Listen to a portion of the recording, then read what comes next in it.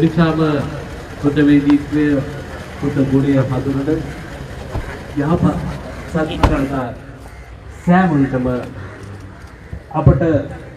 ඉතිහාසය අතීතය බොහෝ විට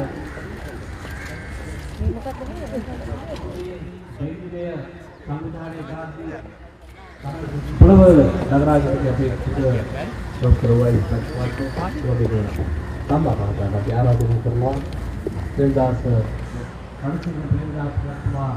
විද්‍යාත්මක වැඩ පිළිවෙල අදට